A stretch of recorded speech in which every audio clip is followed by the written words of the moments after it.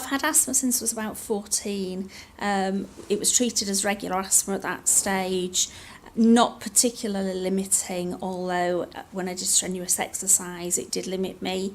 And probably about 8 years ago I started noticing a decline in my lung function. I was really struggling with prolonged periods of exercise, and I've gone through loads and loads of tests, and it's been found that I've got quite a rare phenotype of asthma called neutrophilic asthma. Over the course of the last probably 8 years, I've had preventers of different types from different categories of drugs. I've had tablets, antibiotics long-term, theophylline long-term. I've had a whole host of medication added in.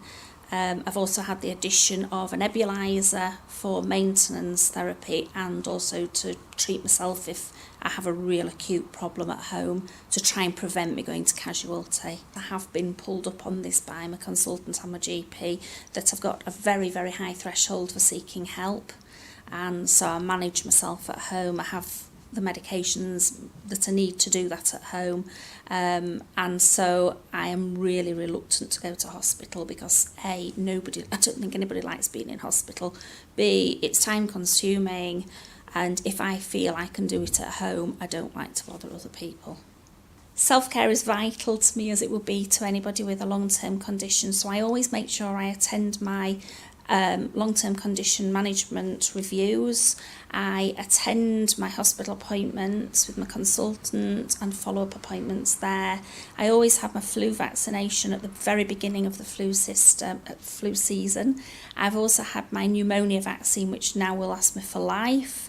I take my medications on time as prescribed, and I monitor my symptoms and my condition. Planning is absolutely vital to me, so I plan what I'm going to do during the course of the day so that I'm not limited in what I'm actually able to carry out towards the end of a day. I would always encourage people to take the medication. It's vital to do that, and I speak from experience of somebody who has possibly not been terribly well managed at the beginning of the condition, which has possibly led to me having asthma as bad as I now have.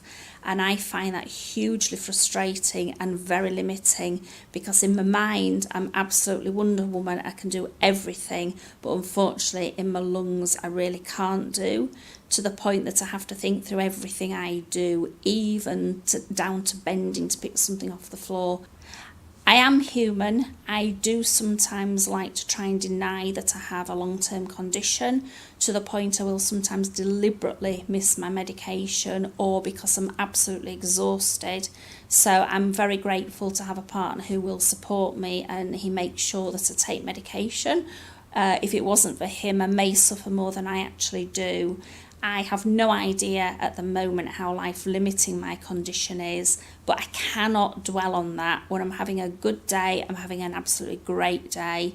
It isn't as good as other people maybe, but for me, it means I can do so much more, which is why self-management is vital for me, to keep on top of that, to maintain a positive outlook and just live for the moment, because I don't know how this is going to affect me in the future.